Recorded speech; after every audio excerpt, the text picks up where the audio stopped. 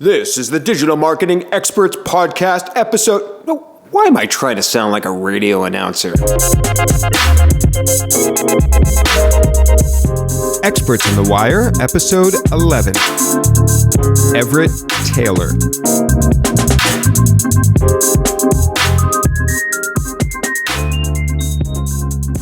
Hey everyone, welcome to episode 11 of Experts on the Wire. We're just going to jump right into today's interview with Everette Taylor. He's been called a marketing genius by Forbes, a marketing star by Fortune magazine, and an innovator who's changing the consumer marketing game by Black Enterprise.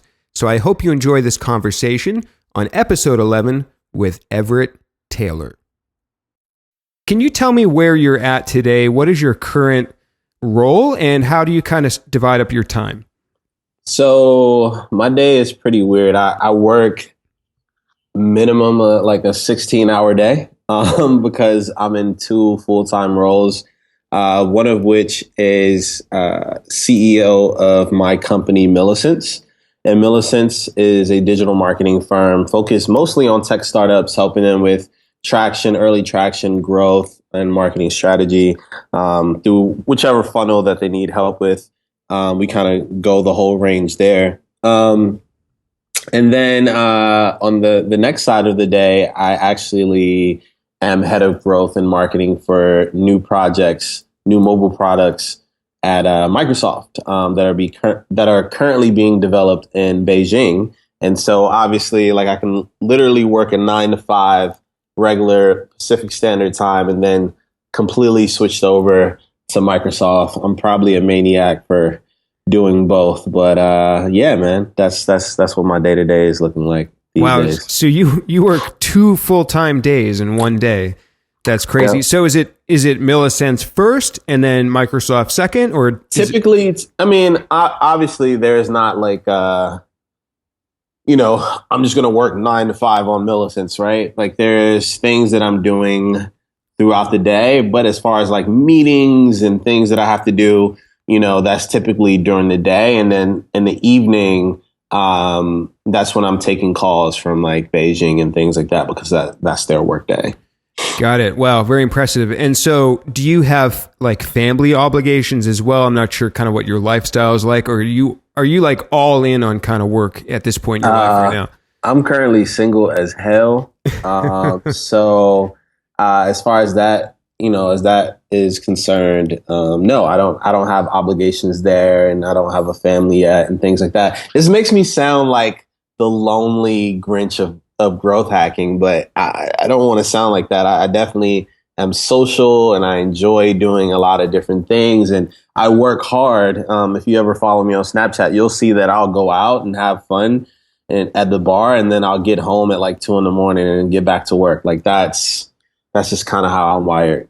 Got it. So I want to get into some actual marketing chat because this is, after all, kind of I know you've said in the past, this is your passion. It's something that you've done since you were 17, 18.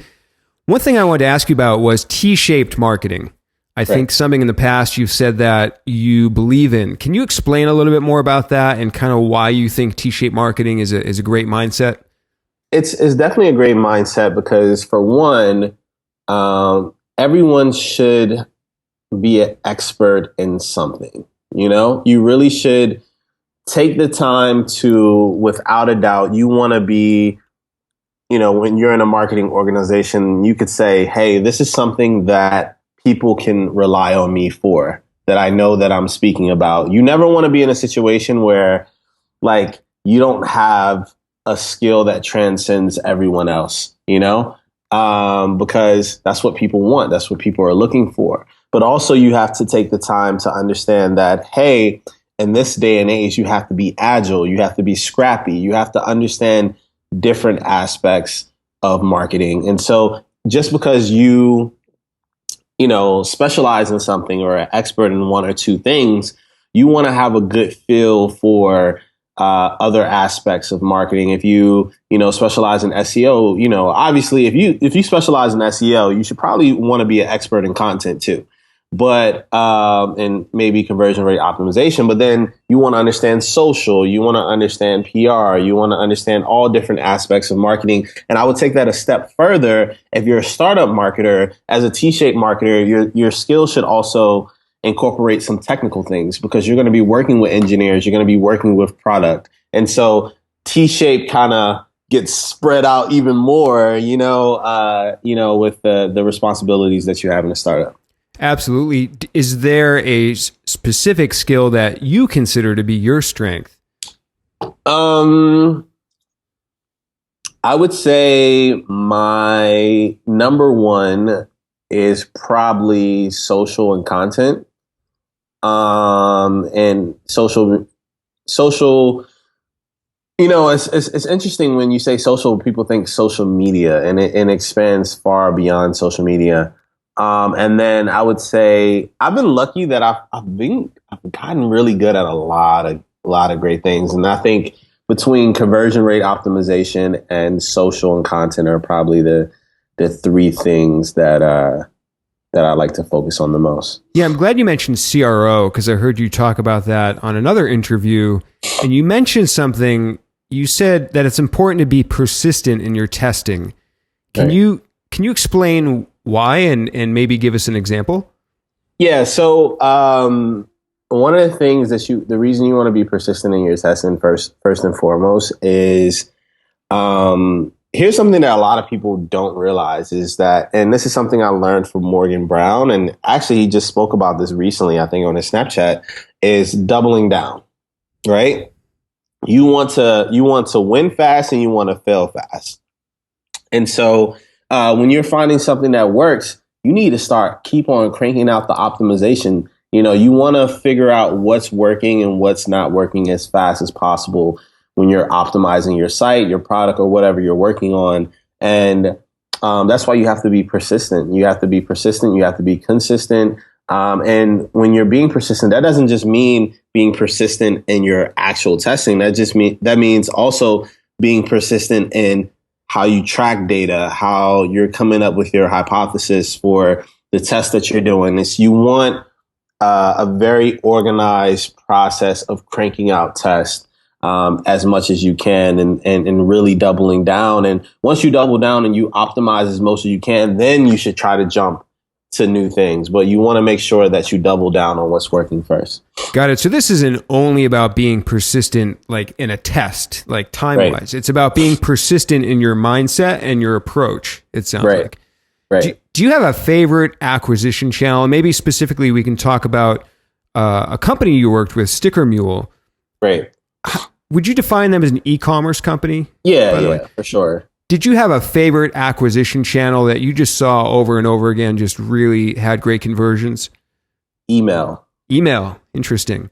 Email, yeah, for sure. When you got to Sticker Mule, did they already have a list developed?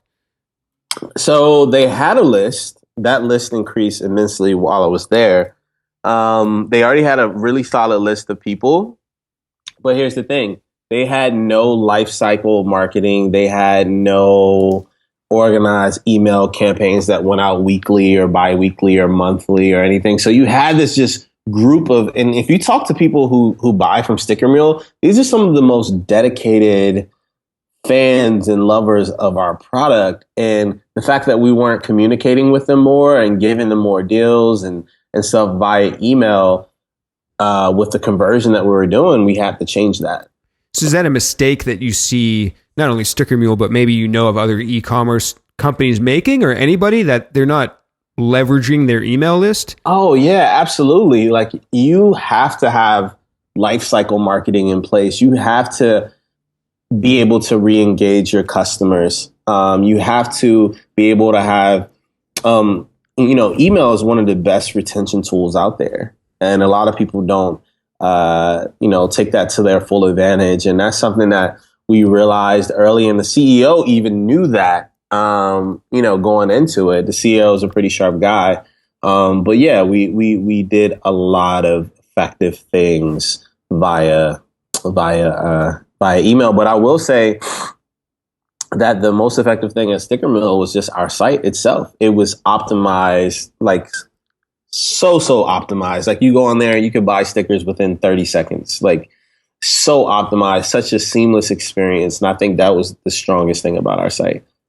Yeah, and obviously CRO and the conversion is great, but you need to get traffic as well. Right. So besides email, like email is kind of a repeat visit source of traffic. What about the initial acquisition? Did you see social, SEO, Well, PPC? not necessarily email, because we did a lot of things, for instance, on Product Hunt and other external sites where we would collect emails for people who never even visited before. And we had specific campaigns lined up for people who may have never bought our product or visited our site too. So it can be an acquisition tool too, if you're doing it the right way. Interesting. So how do you acquire email on Product Hunt? I'm not familiar with that. So for instance, say that, and so when I say they haven't went to our page, I meant like properly went to stickermeal.com. So say we're launching something on producthunt.com, and then we create a special landing page just for Product Hunt users to get a special deal, and they give us their email, via producthunt.com. So those are the things, and those are the type of things that you can do in working with other sites that, you want to find your target audience and you want to collect emails wherever you can. And so, we did that for a bevy of websites online. So you're acquiring their attention first on a third-party site. Right. Where your perfect match of a customer already is. Right. Absolutely. And that's so important, is understanding where the people that you care about, where are they hanging out? So I'm glad you said that. I pulled a quote from, I think, an AMA that you did on Product Hunt, actually, ironically. You said, quote, get qualitative insights back from their target audience. I think you said this in context of what some companies, maybe startups, e-commerce sites, are failing to do. They're not getting qualitative insights back. So how does a company do that? So just taking the time to speak with your customers, and some people find that as intrusive. But the thing is, if these are the people that are your top 2 to 3% of your customers that are super loyal, that love you, they don't mind talking to you. They don't mind taking surveys. They don't mind getting, especially if you hold a value proposition that is super powerful for them. If they understand that, hey, we'll send you, 500 free stickers if you really go in depth with, the issues that you have or the problems that you have with the product or the site, those are the things that you can, and 500 stickers is kind of like large, but if you give them 25% off their next sale or 20% off or whatever it is, you give them a value proposition to speak to them. And a lot of them don't need a value proposition. They just want to help out and lend a hand to the community as much as possible, but actually establishing those relationships. And every time I would meet somebody who had heard of us and used our product, I wanted to talk to them. I wanted to get a feel for how they felt about the product. And sometimes we can get so data driven, right, that we don't actually spend time talking to our customers.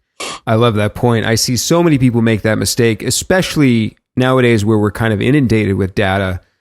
It's almost like you forget, like you said, it's just people like to talk. And that's why I named this podcast, by the way, Experts on the Wire, because wire is kind of a metaphor for communication, digital communication. And that's oftentimes what it's all about. So I want to shift just quickly to kind of the marketing industry. One quote that I pulled is that you said you had a lot of success because you were bringing new marketing strategies, speaking of digital, to more traditional companies. Can you kind of elaborate on that thought process and what were some new things that you were bringing in? Yeah, you got to remember, this was almost 10 years ago. So things have changed.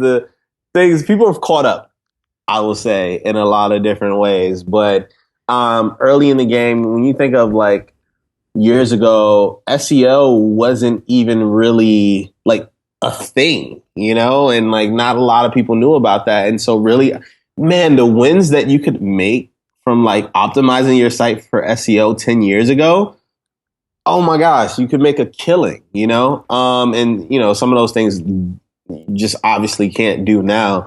But SEO for one, two was social. Like a lot of people now, it's like common to see people do a lot of marketing over Facebook and Twitter and things like that. But back then, 10 years ago, you're talking about the early days of Facebook and things like that.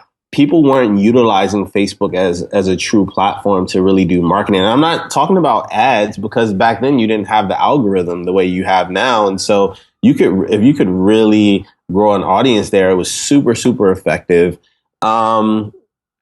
Obviously, utilizing email more. What about nowadays? You think there's things that traditional companies are missing now? Snapchat? I'm not going to speak on Snapchat, but I think versatility in the people that they hire and the types of marketers they hire. I see a lot of companies, they don't even hire marketers anymore. They hire engineers and data scientists, and they don't really have people with marketing savvy. So you see a lot of the big tech companies and more traditional companies do that, where they don't have somebody. You need somebody cool, man. You need somebody who understands people, that understands the psychology of people. And a lot of people don't get that. Like, I could pull anybody from MIT to crunch data. I need somebody who had some real life experiences that is outside of the Silicon Valley bubble and things like that, that really understand people and how people react to marketing and products and things like that. Like, a lot of companies are missing that, unfortunately. And it comes from, that's a whole nother conversation on hiring practices and things like that. But, that's where I see a lot of companies missing the mark, especially tech companies, is that I know marketing kind of has this bad reputation in the tech world, but unfortunately, like, you need people who are marketing savvy still, and they can't just be number crunchers. So I see a lot of people miss the boat on that. Other things, do you see, interesting that you see marketing having a bad reputation in the tech industries. Can you speak a little bit more to that? That's not something that I see a whole lot, because I'm out in Worcester, Massachusetts. I'm like on the opposite coast. I'm like not in the tech scene, and I only talk to the tech companies when they want my help. So can you speak to that a little bit more? Yeah, I mean, you got to understand, these are engineers and product people. These are, they tend to think, some of them, in all transparency, I'm not talking about everybody. I'm just saying a lot of people in the Valley, specifically, in on the West Coast, a lot of these founders are engineers. A lot of these founders are more technical people, and they believe more in the product. And don't get me wrong, the product is so, so important. But where I see a lot of them go wrong is that, they don't know anybody outside of that Silicon Valley bubble and things like that. And they can't really they got TechCrunch and people in the Valley super excited about their product, but someone in Massachusetts may not know anything about it, because they don't know how to properly market that. So there's definite bias against marketers and the thinking that the product will sell itself. Like, you build it, they will come. And that's just not the case, unfortunately, for a lot of different things. Interesting. I want to talk about social a little bit more. I had a whole page on Snapchat. Should I rip it up? You don't want to talk about Snapchat at all? Oh, I mean, I don't want to speak on Snapchat, the company. Got it. I'd love to talk about it as a marketing channel, though. Yeah, as a marketing channel, absolutely. So I know you're very active on Snapchat. I tried it. I stopped using it. Right. I'm sort of on the fence. What am I missing? What's happening on Snapchat that's so special? Undivided attention. Interesting. Can you explain a little bit more? So when you put a tweet out there, or Facebook post or whatever like that, because of algorithms and things like that, and now with Instagram, like not everyone's going to see it. Not everyone is going to interact with it. They may be doing something else while they're looking at whatever you're posting on social. But with Snapchat, you have people literally glued to their phones. And how do you know? You know that just because of how the app functions? Just because of the ephemeral aspect of the app. If you're not paying attention, it's gone. Right, because it's time because it automatically goes away after a certain amount of time. Yeah, it goes away. So it goes away in 24 hours with the stories, and then say you're watching a long story or whatever it is, like you miss something and you could be completely lost. And so you really got to pay attention to the things that people are saying and the information that they're giving over Snapchat is really important. Do you see Snapchat driving results outside of Snapchat? So like, is it helping people sell things or with their business or is it? Oh, absolutely. Absolutely. You even have a company now called Narrative that is dedicated to connecting influencers with brands. And they have like a robust analytics system that you can like actually track the data. And that's something that no one else can do right now with Snapchat. And that's what makes it so difficult for, people like us who, we want to see like data. We want to see like, oh, these people saw us on Snapchat and they clicked to, they went to our website via Snapchat, and you just don't know these things. And so you can get really creative and say you offer a special deal. Say you offer a special deal on Snapchat. Say your site is, I don't know, red.com, right? You could do red.com/Snapchat. So that makes it easy for people to go, and you can actually see the data and see the people going to your site via that link. So you can get really creative with it. But what I will say is that people are actually moving product via Snapchat, especially with influencers. But the problem with Snapchat, it doesn't really work unless you have a large audience. You have a large dedicated audience of people. You got guys like DJ Khaled who's getting 3 to 4 million views. Me, myself, I get a few thousand people that watch every snap that I do. So it's powerful in that sense, because those people that are watching me are actually interested in marketing and growth and the things that I'm working on. But also I have a set of people that here's something that a lot of people don't think about. And I'm about to drop a major key right here, is we tend to build our audiences by trying to grow our audiences with people that are in our industry, in our craft, right? But if you're a marketer, shouldn't you be growing your audience of consumers as well? Yes. So that's what kind of differentiates me from a lot of marketers on social, is that most marketers, they got people who are following them just because of marketing and growth stuff. But you don't want just a bunch of marketers following you. One, they're hip to good marketing and things like that. But you want regular, everyday people. You want to appeal to the mass audience of people, because those are the people that are going to consume your products and use the products that you're trying to push out there. Unless, you're working at a Kissmetrics or you're working at a Qualitative or whatever it is, that's a marketing product. But for most of us, we're not selling marketing products.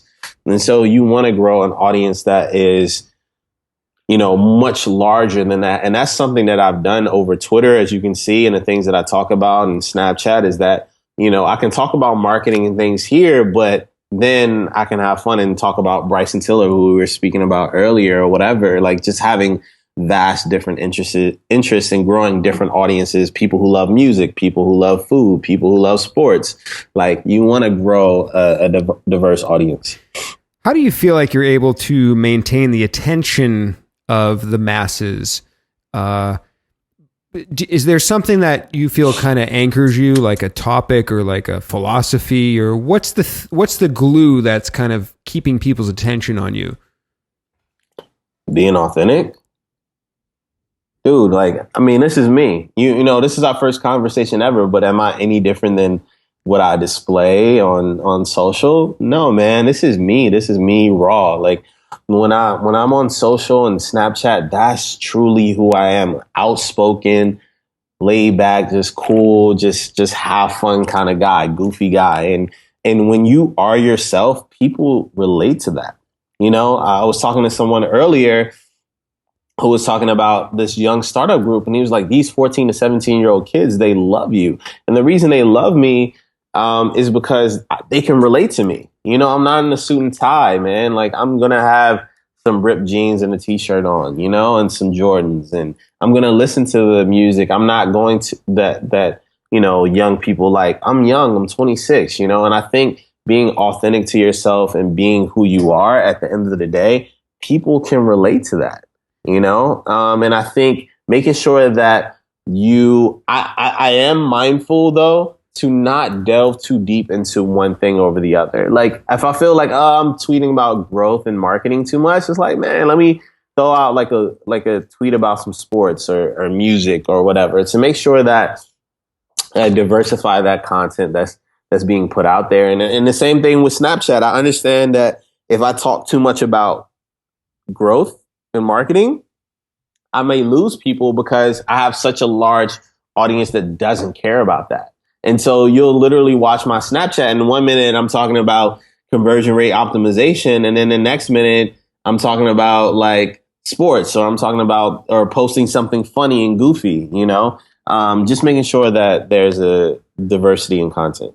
How do you use social, like as a consumer? Do you follow, I think, 115,000 people on? You're not actually following all those people. Hell no. So sorry, guys. How do you use social as a consumer? Do you look at other people's content, or are you more about putting out your own content and then listening to your fans? So with I mean, it really depends. Like Facebook, you know, I got like 50,000 likes on Facebook. It's, you know, like you got people with millions of likes on Facebook. So it's not a huge community there. Instagram, the same way, I have like 30,000. But Twitter in particular is more of distribution for me. The reason that I follow that many people is because, hey, at the end of the day, you got to get in front of the people that care about, you know, the things that you care about. You know, the people who care about Black Lives Matter, growth marketing, or music or whatever like that. It's like there's this stigma of people like, oh, I want my ratio to look cool or whatever. It's like, man, if you're trying to grow now I'm at a point I don't need to follow that many people. But when you're just trying to get yourself off the ground or your brand or your company, fuck it, man. Get in front of people. Like, go out there and get in front of people, create those relationships and things like that.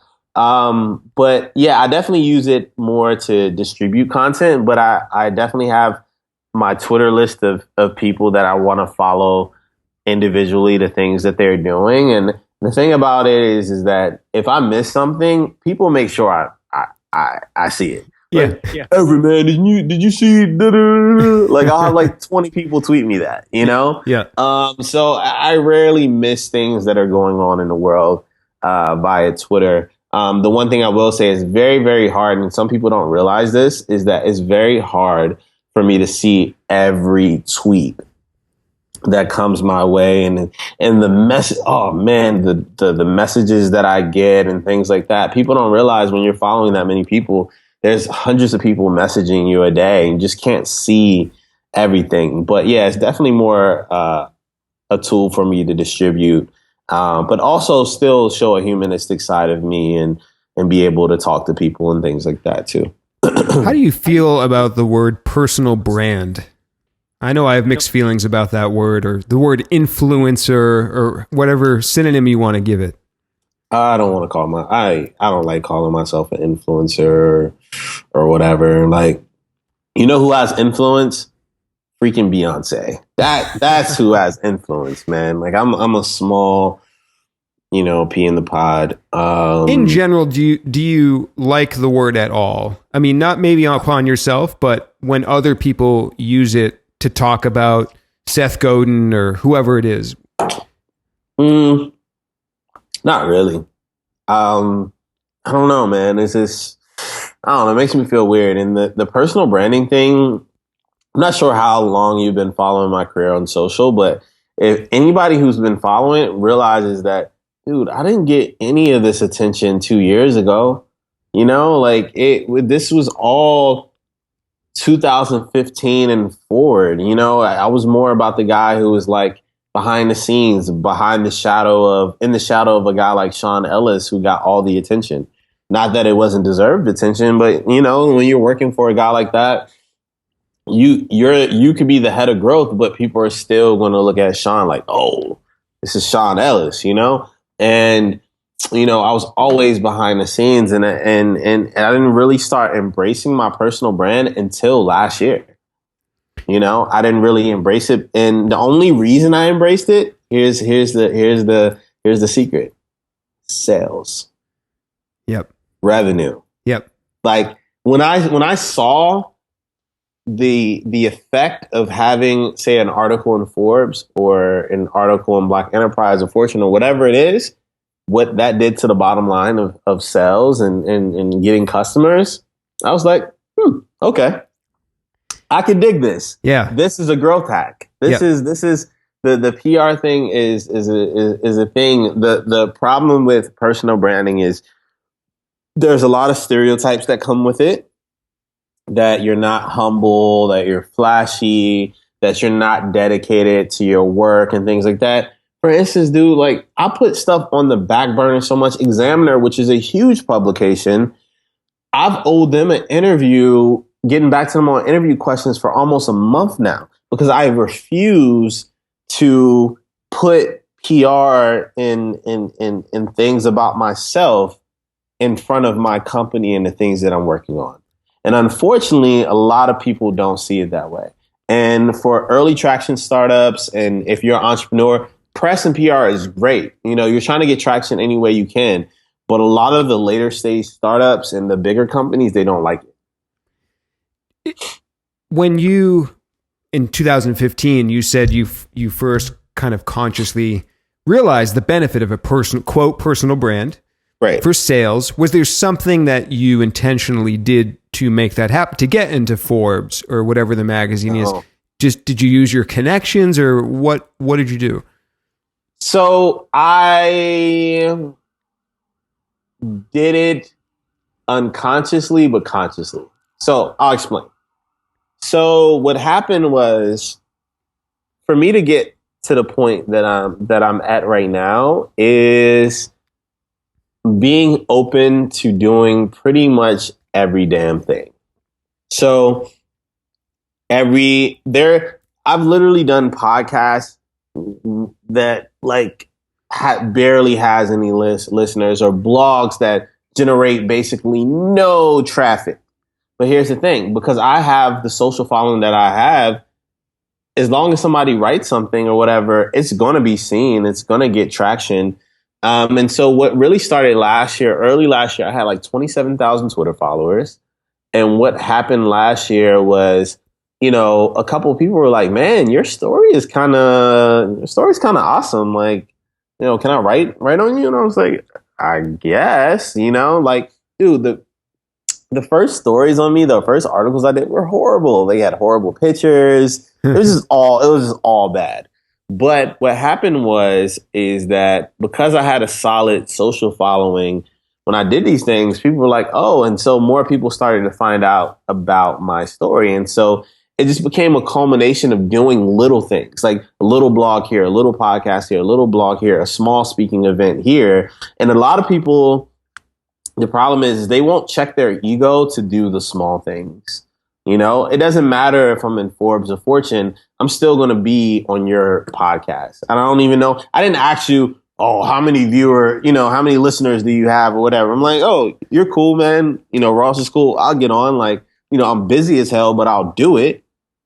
It's just about doing, because you never know who's listening. You never know. And so just consciously like continuing to take every little thing, and that thing builds into bigger opportunities. The one thing I will say that I consciously did as well is that I started to really rev up growth on my social platforms.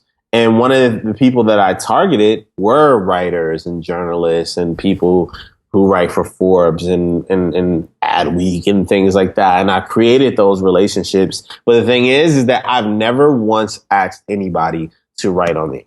I love that because I share the same exact philosophy. In fact, I even did a post with a similar philosophy called Why I Will Never Ask You to Share My Content.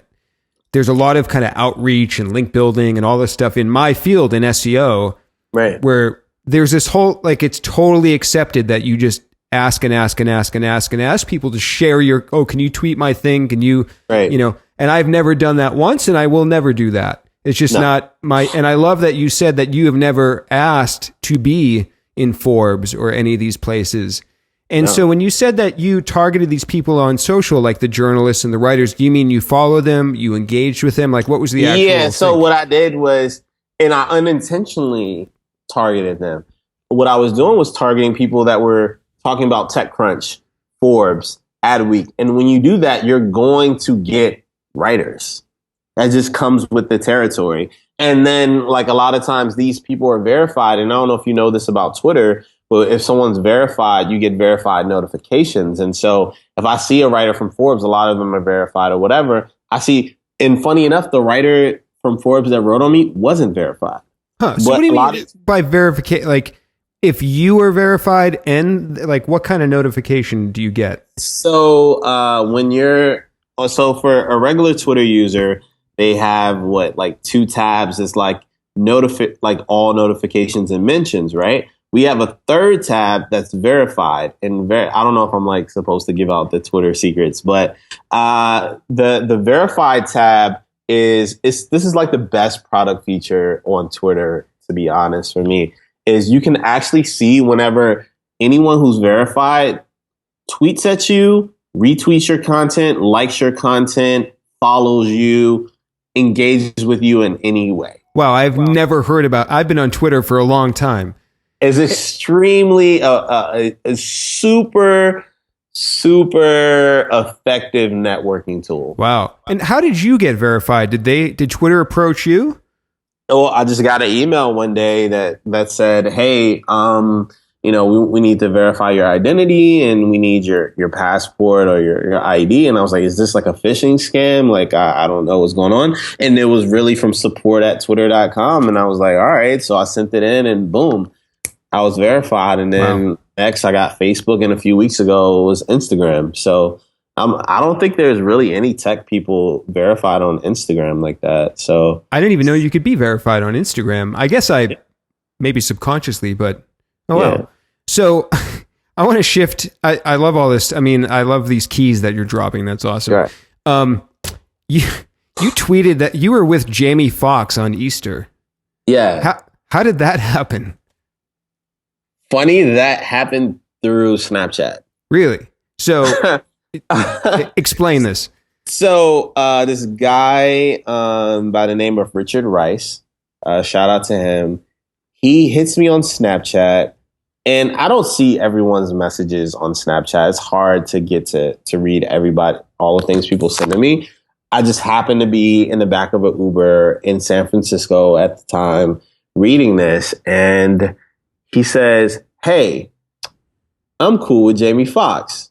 I told him about you. He wants to meet you and potentially like do some work with you." And I was like, "You're a liar." You know, that's what I was thinking in my head. And just random guy, he was like, "Yeah, he wants to meet you. He wants you to come out." And so I ended up flying back from SF, and I was still like, "I don't know." And I add the guy on Snapchat, and I started watching his stories.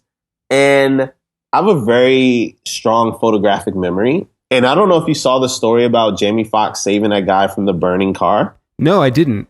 Oh, yeah. So this was maybe a couple months ago. He saved the guy from a burning car. Really? And right outside of like where his home is, right? And outside in his home, you see like these white picket fences, right? And like going down the road, and I see the guy, he's walking down that same road. And I was like, oh, he must be actually legit. And so, we started talking, and he comes and scoops me up, and he was like, "Jamie wants you to come come over for, his little Easter get together. And we had a time, I went over there. It was awesome. It was like crazy amount of like just cool celebrities and people there. I was like the most lame person there, to be honest. Even the kids were cooler than me. But like I saw like Kelly Rowland's son, and like he was dressed better than pretty much everybody there. But yeah, I got to connect, got to talk marketing, digital, and social with Jamie, and excited to potentially move forward and do work on some stuff with him. He's currently filming a film in Atlanta, but yeah, it was great to establish that relationship and actually like talk with him one-on-one, like for a long period of time. So it's really cool.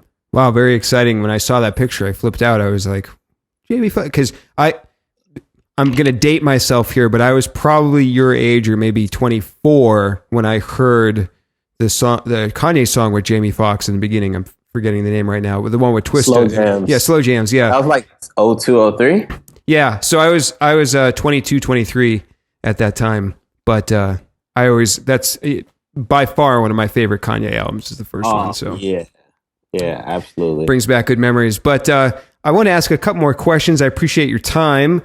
Speaking of visual memory and kind of pictures, one thing I've noticed about you is you have really great photographs of you, like in different settings. Is this something you hired a photographer? Like, what was your background on that? Yeah. So, I started working with a friend. Make sure I plug him. His name is Devin Anderson.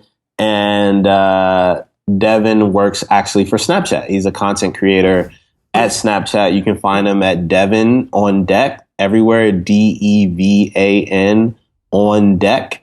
Instagram, Twitter, Snapchat. Anyways, but outside of Snapchat, he actually is a very creative digital strategist when it comes to photography and things like that. And he lives in my building, man. He was like, dude, like, I want to, you're doing something for Forbes, I'll shoot it. I'll do these things. And so it just kind of worked out, man. He's a super talented guy. And I just knew that I needed pictures, and I hate looking straight like that, like, that school picture, so, he caught me in like different settings and things like that. But yeah, he's a super, super talented guy. Yeah, we'll link to him in the show notes, and everyone can find those at evolvingseo.com/wire.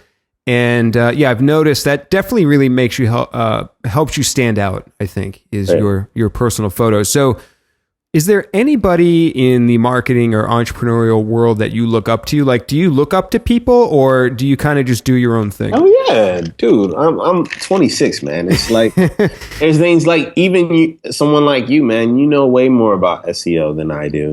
Like it's SEOs is evolving constantly. Pun intended. And the one guy I will say that I look up to more than anyone is probably Morgan Brown. You should definitely get him on the show. Morgan Brown, we worked together on marketing growth for Qualitative and Growth Hackers together. Super, super sharp guy, man. Like I don't think I've learned more from any marketer more than I've learned from Morgan Brown. And to be smart and good at what you do, but also be like an amazing person is really where I want to be in my career, to be excellent at what I do, but also not be a shitty person. Like that seems like an awesome route to go into. And he's really killing it on Snapchat, right? I mean, that's kind of his thing right now. Can you take a minute and just speak to diversity in the tech, marketing, entrepreneurial worlds? Mm-hmm. I know it's a really important topic now, and I'd love to just hear your thoughts on that. It sucks. It absolutely sucks. And it doesn't. And when I say diversity, I don't mean skin color, and I don't just mean gender, right? Like, say somebody like yourself. People like you, even as a white male, is diversity. If you come from, a different area, or, you didn't necessarily go to MIT or Stanford, or you had like a different path, companies still need people from different backgrounds, different paths, different, types of thinking. It's not necessarily just color of skin. right? Or your race. It's the type of person. I'm pretty sure you've seen buddies of yours get biased because they didn't come from Stanford or MIT, or they didn't work at Facebook or Google or something like that. You need to mix it up. And so diversity is so much more than race and so much more than gender. It's really about people that come from different backgrounds, different experiences, have different ways of thinking. And yes, that absolutely includes people of different sexual orientation and people of different races and people of different genders. You know, it includes all that. And the problem in the tech industry is that it's the good old boys club in a lot of ways. And it's unfortunate because some of the most talented people I know don't necessarily come from those backgrounds.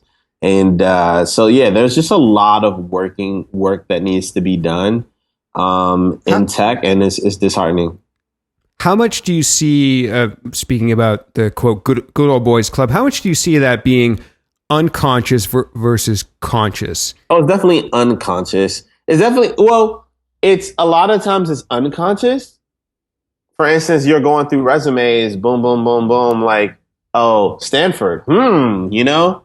I don't know if that's conscious or unconscious, you know? I don't know. Like, people definitely have, like, their different biases. And it sucks. Like me, I didn't come from Stanford, MIT. I didn't grow up in the Bay Area. I'm not a super technical person. I'm Black. Hey, I'm just different, man. I like hip hop. I'm from the hood. Like, I come from a different vibe. And, some people can't understand that. I talk to people and they're just not used to that. They're not comfortable with that. So they rather go for people that they're more comfortable with. Is there something you would recommend for those that are willing to help be part of changing things to something they could do or something that they could have a mindset about? Oh, yeah. Like, the biggest thing is, like, changing people one at a time. Absolutely. When you hear someone scoff at somebody because they went to Boston University but not Harvard, or something like that, like, and you're not willing to give them an opportunity, like, pull them aside and say, hey, like, that's not right. Like, really taking one-on-one relationships and experiences and doing whatever you can to really create change. And we'll move forward slowly but surely, but it takes those one-on-one interactions and experiences to really create change. Absolutely agree. I think a lot of people look at it as this big monumental cultural thing, but like you said, a lot of it comes down to just the individual person. Right. There's a great TEDx talk that I want to link to in the show notes from Beacon Street in Boston, where the female talked about how when she heard a female was going to be driving, piloting her plane, that she got scared.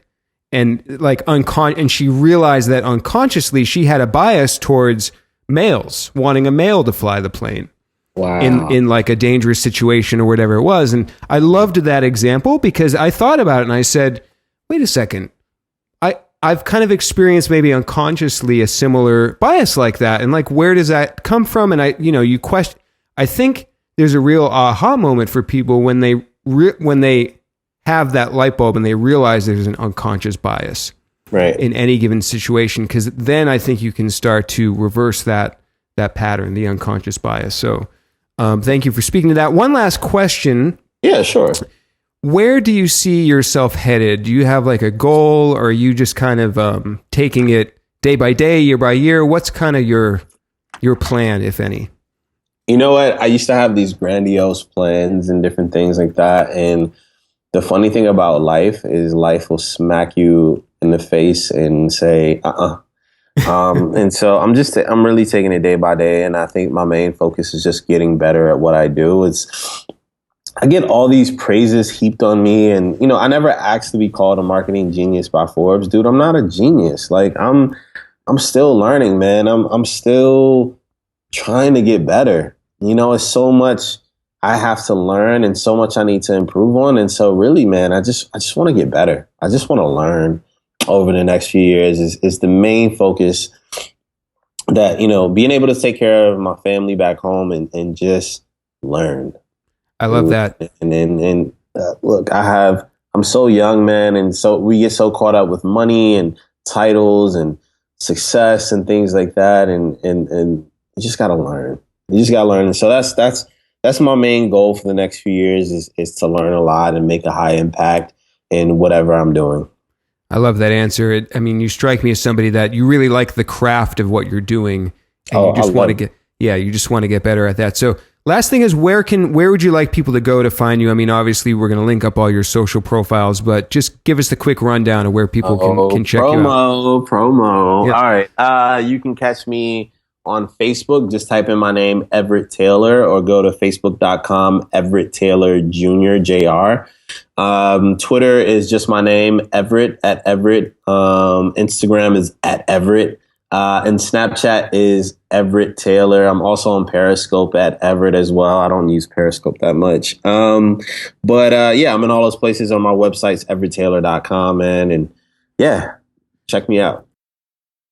Wow, I thoroughly enjoyed doing that interview with Everette, and I really appreciate just how generous he is with his time. I'm very grateful for that. Definitely tune in to the next episode, 12, with Ronell Smith.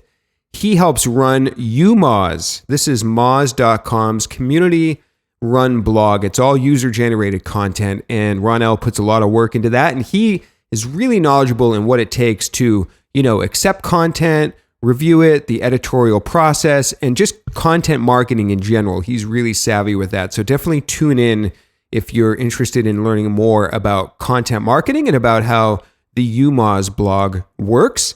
I hope this podcast has been valuable for you thus far. I know when I started getting into SEO, that's one way that I learned a lot, just kind of driving in the car, doing errands. I listened to the SEO 101 podcast, and I listened to Marketing Over Coffee. Those two in particular really helped me when I was first getting started, kind of learning a lot of the basics. So I hope this is doing the same for you. And of course, if you enjoy the show, please leave us a review in the iTunes store, and we will see you next time. Thanks.